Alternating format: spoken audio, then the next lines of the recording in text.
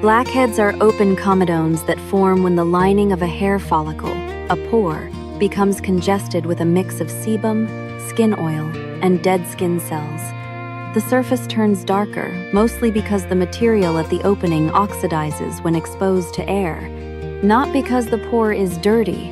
And the most effective way to prevent blackheads is to keep the follicle lining shedding normally, keep oil flowing smoothly out of the pore, remove product residue consistently without stripping the barrier, and avoid chronic irritation that triggers rebound oiliness and inflammation. Think of prevention as a long game. The pore clogs gradually, so you prevent it gradually with steady, gentle routines that you can maintain for months, not a one-time aggressive scrub or frequent squeezing. The foundation starts with cleansing that is effective but non-stripping, because the skin barrier is the control center for everything that follows. When you strip it with harsh soaps, hot water, alcohol-heavy toners, or abrasive scrubs, the barrier becomes leaky and inflamed. Nerves become more sensitive, redness increases, and the skin often compensates by producing more sebum, which thickens the pore contents and increases the chance of new plugs.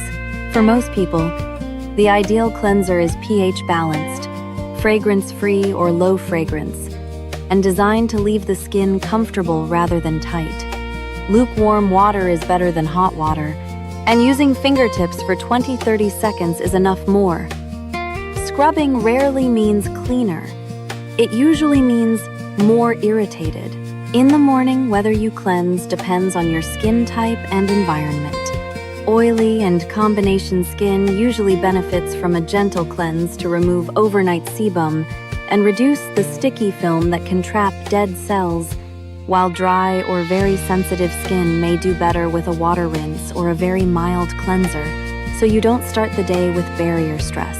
At night, cleansing is non-negotiable for prevention, because sunscreen, makeup, air pollution, particles, and product residue accumulate on the skin and mix with sebum, and if you don't remove them thoroughly, they can contribute to congestion.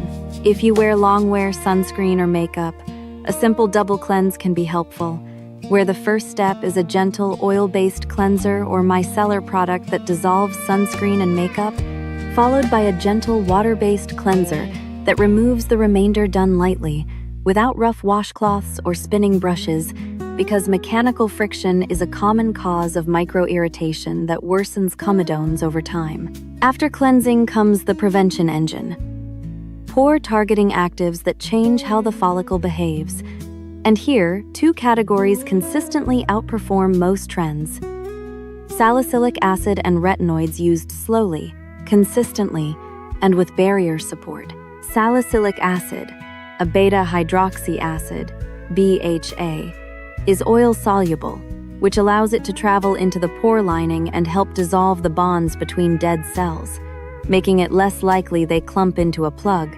It also has anti-inflammatory properties and can reduce the sticky quality of sebum in acne-prone skin. A leave-on salicylic acid product in the range of 0.5% to 2% is typically sufficient. The success factor is not going stronger immediately, but using it often enough to keep the follicle lining consistently less congested. If you are new to salicylic acid or your skin is sensitive, start with 2 to 3 mornings per week for 2 weeks, then increase to every other morning, then daily if your skin remains comfortable. If you feel stinging, excessive dryness, or tightness that lasts beyond a few minutes, reduce frequency, simplify the routine, and add more moisturization rather than adding more exfoliation.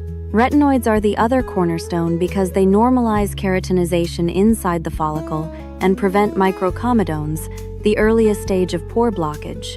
By improving the way cells shed within pores, retinoids prevent new comedones from forming and help existing ones clear gradually. Over-the-counter Adapalene 0. 1% is one of the most studied options for acne prevention where it is available. Other retinoids like retinol or retinol can also help with texture and comedones, but the key principle is the same. Start low and slow, because irritation is the main reason people fail with retinoids. Use a pea-sized amount for the entire face, not spot treatment. Apply to completely dry skin at night, and follow with moisturizer. Begin 2 nights per week for 2 weeks, then every other night, then increase toward nightly only if you tolerate it. If you are prone to irritation, you can use the sandwich method moisturizer first, then retinoid, then moisturizer again to buffer the active, while still allowing long-term benefit. In the first few weeks, mild dryness and light flaking can happen as the skin adapts. What should not happen is intense burning, swelling, cracking, or a persistent rash. Those are signs of irritation, not a necessary phase, and the right response is to pause actives, focus on barrier repair, and reintroduce more slowly. A huge prevention mistake is stacking too many actives at once: salicylic acid, glycolic acid, vitamin C, benzoyl peroxide, exfoliating toners, scrubs, because even if each ingredient is useful in isolation, combining them too aggressively inflames the follicle opening, increases sensitivity, and paradoxically increases congestion by making the pore lining more reactive. A clean, effective prevention plan usually uses salicylic acid in the morning and a retinoid at night, with a simple moisturizer and daily sunscreen. Any extras should only be added once your skin is stable, and only one at a time. Moisturizer is not optional in blackhead prevention because barrier stability determines how well you tolerate actives and how steady your routine becomes. Choose a moisturizer that feels appropriate for your skin type. Oily skin usually does best with lightweight gel cream or lotion textures, while dry skin may need a richer cream, but in both cases look for non-comedogenic and barrier-supporting ingredients such as glycerin, ceramides, hyaluronic acid, panthenol, squalane in modest amounts, and niacinamide if you tolerate it, since niacinamide can support barrier function and help reduce the appearance of oiliness over time. Daily sunscreen is essential because ultraviolet exposure increases inflammation and slows barrier repair. It also contributes to uneven tone and can make healing slower, which indirectly worsens the look of texture and pores. Choose a broad-spectrum SPF 30 or higher that you can wear every day. If sunscreens tend to clog you, don't quit. Change the vehicle. Lighter fluids, gels, or oil-free, non-comedogenic formulas often work better for acne-prone skin. And proper removal at night is what prevents sunscreen from contributing to congestion. If you want a straightforward routine that you can follow without overthinking, it looks like this. Morning, gentle cleanse if needed. Apply a thin layer of salicylic acid to blackhead-prone areas, starting a few days per week and increasing slowly. Apply a lightweight moisturizer, then apply sunscreen. Night, cleanse thoroughly. Apply a pea-sized amount of retinoid to dry skin, starting a few nights per week and increasing slowly, then moisturize. If your skin becomes irritated at any point, keep the routine but reduce actives. Cleanse gently, moisturize more, wear sunscreen, and restart actives at a lower frequency once the skin feels calm again. This approach prevents the common cycle where people overtreat, get irritated, stop everything, then restart too aggressively and repeat the same barrier damage.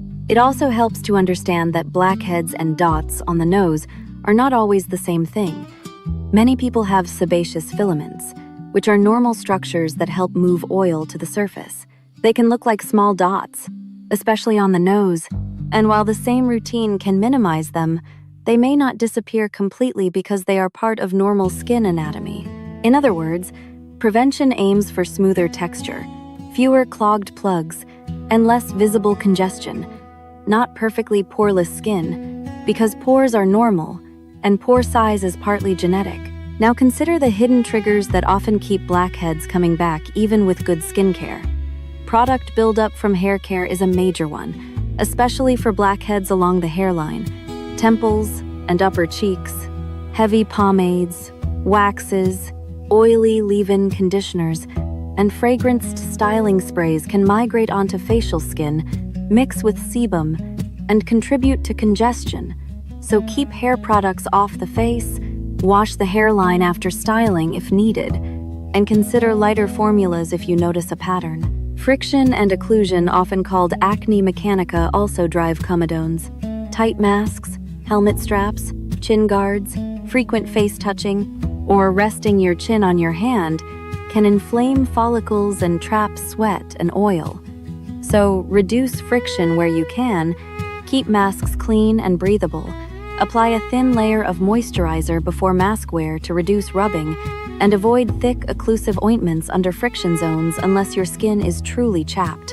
Sweat management matters too.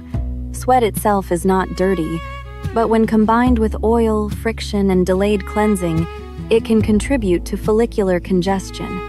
After exercise, rinse or cleanse gently as soon as practical and change out of sweaty clothes, particularly if you are prone to body congestion on the chest or back. Hygiene habits that seem small can have outsized effects. Clean your phone screen daily. Change pillowcases at least weekly, more often if you are oily. Avoid pressing your face against unwashed surfaces, and wash makeup brushes and sponges regularly, because these tools can repeatedly reapply oil and residue.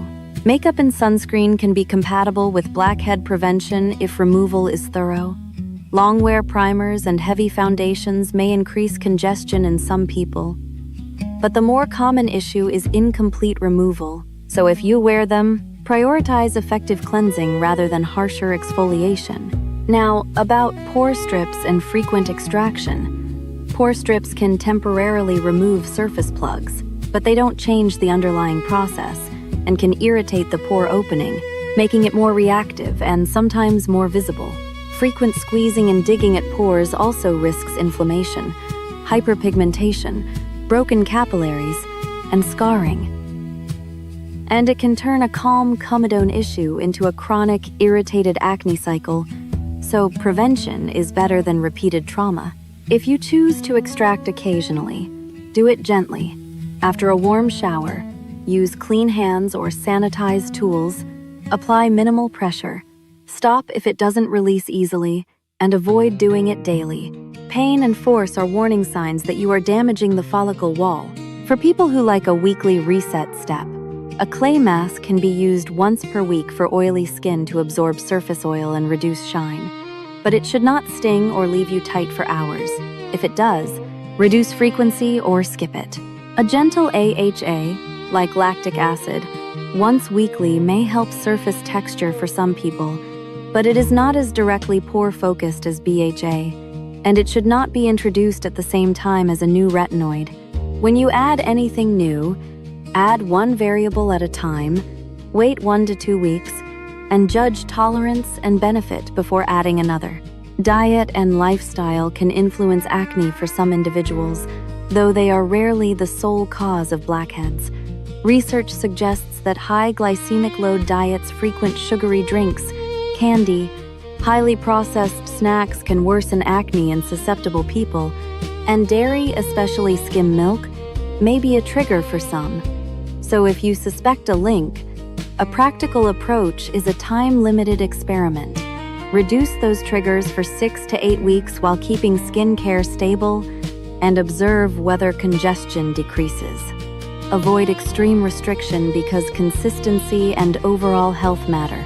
Sleep and stress also matter. Stress hormones can increase oil production and inflammation, and poor sleep worsens stress response and barrier repair. While you don't need perfect stress control to improve blackheads, stable sleep, regular